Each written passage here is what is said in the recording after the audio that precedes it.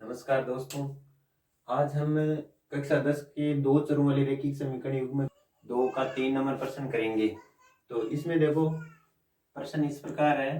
दो अंकों की संख्या के अंकों का योग 9 है और इस संख्या का 9 गुणा संख्या के अंकों को पलटने से बनी संख्या का 2 गुणा है, वह संख्या ज्ञात कीजिए।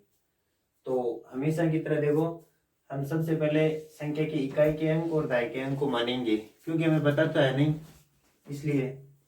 तो संख्या का इकाई का अंक है x और दाई का अंक होगा y, इसलिए जो संख्या बनेगी वो इकाई पर हम देखो ऐसे लिखते हैं ना, इकाई 1, ढाई, 10, सैकड़ा, 100 और हजार, हजार, इस प्रकार लिखते हैं। तो ऐसे हम पहले बना लेंगे कि 10y plus x, 10y plus x, इकाई पर x होगा है ना, और ढाई पर y होगा। तो ये इस प्रकार बनेगा 10y प्लस x। अब प्रश्न में क्या शर्त दी गई है कि संख्या के अंकों का योग 9 है। पहली शर्त है संख्या के अंकों का योग 9 है। तो संख्या अपनी इकाई में क्या होगा x, x और दाई में y, y, इनका योग, इनको जोड़ते हैं तो कितना होता है 9। अब आगे दूसरी शर्त है, इसी समीकरण 1 बन जाएगा। दूसरी शर्त है संख्या के अंकों को पलटने से बनी संख्या, अंकों को पलटने से संख्या बनेगी। देखो ये संख्या थी हमारी, इसमें y इधर आ जाएगा और x इधर आ जाएगा, 10 दाई आपकी जगह ही रहेगा, ठीक है। तो 10x प्लस y हो जाएगा अंक पलटने पर, ठीक है। फिर क्या लिखा प्रश्न में कि संख्या का 9 गुणा संख्या के अंकों को पलटने से बनी संख्या का 2 गुणा है। पहले 9 गुणा करना पड़ेगा, फिर 2 गुणा। जो संख्या के अंकों को पलटने से बनी है वो तो ये, और फिर नहीं, पलटने से बनी वो तो ये है, और जो मेन संख्या वो ये है। मेन संख्या का तो 9 गुणा करना है और पलटने के बाद 2 गुणा करना है, ठीक है। इसको हम हल कर लेंगे, इसको 9 से गुणा कर देंगे पूरी समीकरण को, और इसको 2 से गुणा कर देंगे। 9 से गुणा करेंगे तो ये 90 आ जाएगा और ये 9x आ जाएगा, ठीक है।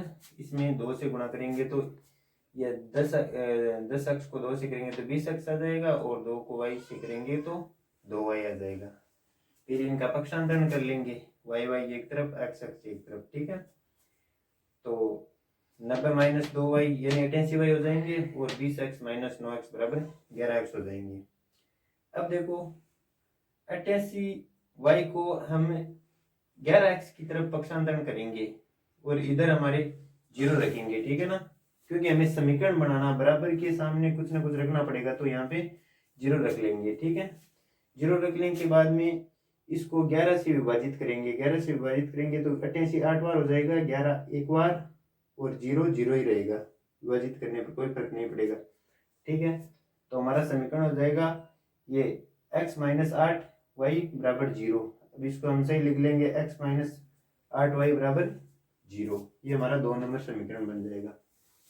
अब हमेशा की तरह समीकरण 1 से समीकरण 2 को घटाने पर, ये 1 है, इसमें से ये 2 है, इसको घटाएंगे, ठीक है।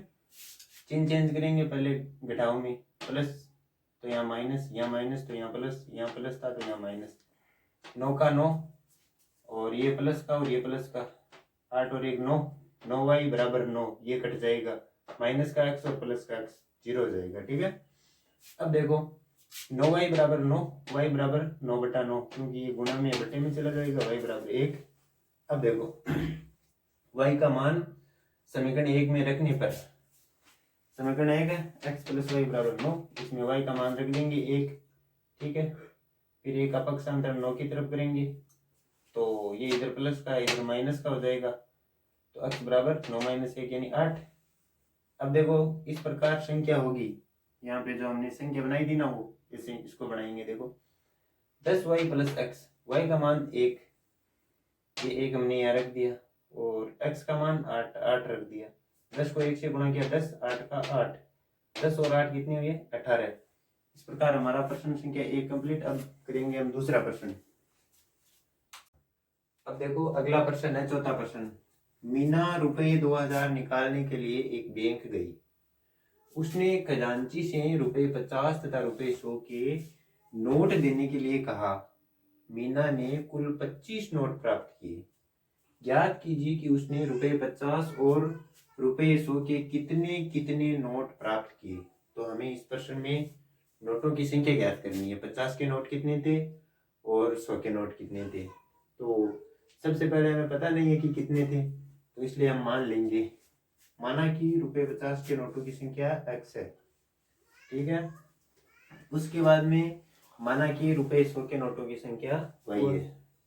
दोनों 50 और 100 के नोटों की संख्या मान ली। अब देखो नोटों की कुल संख्या तो दी हुई है, कितनी है, 25 है। तो हम लिख लेंगे नोटों की कुल संख्या कितनी है, 25 है, ठीक है। इससे ही हम एक नंबर समीकरण बना लेंगे, x प्लस वाई, यानी x प्लस वाई बराबर 25। 50 के नोट 100 के नोटों की संख्या को जोड़ेंगे तो 25 होंगे, तो ये एक नंबर समीकरण हो जाएगा। अब देखो ₹50 और ₹100 के नोटों की कुल राशि कितनी है, 2000 रुपये, ठीक है। 2000 रुपये है, तो हम क्या करेंगे, 50x प्लस 100y बराबर 2000 करेंगे। इससे हमारा समीकरण बन जाएगा 50 से विभाजित करेंगे पूरे समीकरण को, तो 50 से 50 कट के एक x बचेगा, 100 कटेंगे 50 से तो 2y बचेगा, और 2000 कटेंगे तो 40 बचेगा। इसलिए हमारा समीकरण हो जाएगा x प्लस 2y बराबर 40। ये समीकरण नंबर 2 हो जाएगा। अब समीकरण नंबर 1 में से 2 को घटाने पर, 1 में से 2 को घटाएंगे तो देखो समीकरण 1 है x प्लस वाई बराबर 25 और 2 है x प्लस 2y बराबर 40। घटाना है तो माइनस का चिन्ह कन्वर्ट कर देंगे सारा, ठीक है। अब देखो -40 में से 25 इनकी बाकी होगी, तो बड़ी संख्या का चिन्ह रह जाएगा माइनस, और 25 घटाएंगे तो -15 बच जाएंगे यहाँ पे, ठीक है। और यहाँ पे -2 में से y घटाएंगे तो माइनस का y बचेगा, माइनस से माइनस कट हो जाएगा, y बराबर 15 हो जाएगा। अब समीकरण नंबर 1 में y का मान रख के x का मान निकाल लेंगे। तो समीकरण नंबर 1 ये है, इसमें y का मान रखते हैं x प्लस वाई बराबर 25, x प्लस वाई की जगह 15 बराबर 25। अब देखो x बराबर 15 का पक्षांतरण -15, तो x बराबर 10। अब देखो 50 के नोटों की संख्या x का मान कितना है, 10, तो 50 के नोटों की संख्या कितनी हो जाएगी, 10। और 100 के नोटों की संख्या कितनी हो जाएगी, y का मतलब उत्तर कितनी है, 15, तो 100 के नोटों की संख्या 15 है। ये हमारे फाइनल उत्तर है, ठीक है। अब करेंगे अगला प्रश्न आगे। देखो प्रश्न अब इस प्रकार है, 5वां, किस किराए पर पुस्तकें देने वाले किसी पुस्तकालय का प्रथम 3 दिनों का एक नियत किराया है। प्रथम 3 दिन होंगे, उसका एक नियत किराया रहेगा उस पुस्तकालय का, ठीक है। तथा उसके बाद प्रत्येक अतिरिक्त दिन का अलग किराया है। अगर 3 दिनों के बाद अगर कोई व्यक्ति पुस्तकों को ज्यादा दिनों तक रखेगा तो अलग किराया लगेगा।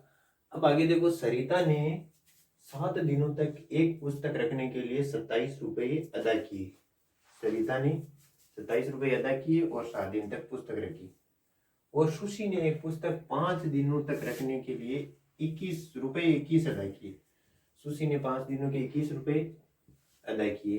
तो अब पूछा क्या है इसमें, देखो नियत किराया तथा प्रत्येक अतिरिक्त दिन का किराया ज्ञात कीजिए। सबसे पहले हम मान लेंगे इसमें नियत किराया और प्रत्येक अतिरिक्त दिन का किराया। जो चीज पूछी जाती है उसको मानेंगे, क्योंकि वो हमें पता तो होती ही नहीं है, ठीक है। तो माना कि प्रथम 3 दिनों का किराया हो जाएगा x और प्रत्येक अतिरिक्त दिन का किराया हो जाएगा y। अब देखो प्रश्न में जो शर्तें दी हुई है उनके अनुसार हम समीकरण बनाएंगे। जैसे एक शर्त है कि 7 दिनों तक एक पुस्तक रखने के लिए किराया 27 रुपये है, तो हम इसका समीकरण ऐसे बनाएंगे कि 3 दिन का किराया तो x है ही है, ठीक है, उसमें ऐड करेंगे y, मतलब 3 का तो y है ही है फिक्स, अतिरिक्त दिन का किराया y है, तो 3 और 7 दिन होते हैं, 3 में कितने 4 और जोड़ते तो 7 दिन होते, तो यहाँ करेंगे 4y, x प्लस 4y बराबर 27। तो ये हो जाएगा हमारा समीकरण नंबर 1। अगला है एक 5 दिन का दिया हुआ है, तो 5 दिनों तक पुस्तक रखने का किराया 21 रुपये है, ठीक है। तो x प्लस 3 में कितने जोड़े, 2 जोड़े तो 5 दिन होते हैं, तो 2y बराबर 21। ये हमारा हो जाएगा समीकरण नंबर 2। अब समीकरण 1 से समीकरण 2 को घटाने पर वही सिस्टम विलोपन विधि वाला, ठीक है। इसमें हम माइनस कर लेंगे, प्लस के चिन्ह जहाँ जहाँ माइनस कर देंगे, ठीक है। तो अब देखो 21 माइनस के और प्लस के 27 इनका घटाव हो जाएगा तो 6 बच जाएंगे। यहाँ पे 4 प्लस के माइनस के 2 है, इनका घटाव होगा तो 2 बच जाएंगे। 2y बराबर 6 है, y बराबर 6/2, यानी ये 2 है वो बट्टे में चला जाएगा 6 के, उत्तर आ जाएंगे y के 3। y का उत्तर आ गया। तो अब y का मान है वो समीकरण 1 में रखकर x का निकाल लेंगे। तो समीकरण 1 में y का मान रखने पर x प्लस 4y बराबर 27, यानी x प्लस 4y का मान रख दिया 3 बराबर 27। 4 को 3 से गुणा किया 12, x साथ में चली गई, 27 का 27। अब देखो x बराबर 27 माइनस 12, x बराबर 27 माइनस 12, यानी 27 में से 12 घटाएंगे तो 15 बच जाएंगे, ठीक है। x का मान है 15 और y का मान कितना है 3। तो प्रथम 3 दिनों का किराया 15 रुपये, प्रथम 3 दिनों का किराया 15 रुपये, ठीक है। और अतिरिक्त दिन का किराया y का मान 3 रुपये लगेंगे। अगर वो पुस्तक को अतिरिक्त रखेंगे तो 3 रुपये लगेंगे हर दिन के। ये किराया इस प्रकार हो जाएगा, ठीक है। तो दोस्तों अपनी 2 चरों वाली रैखिक समीकरण की क्लास पूरी हो चुकी है। अब हम आगे देखेंगे कौन सी पढ़नी है वो, ठीक है।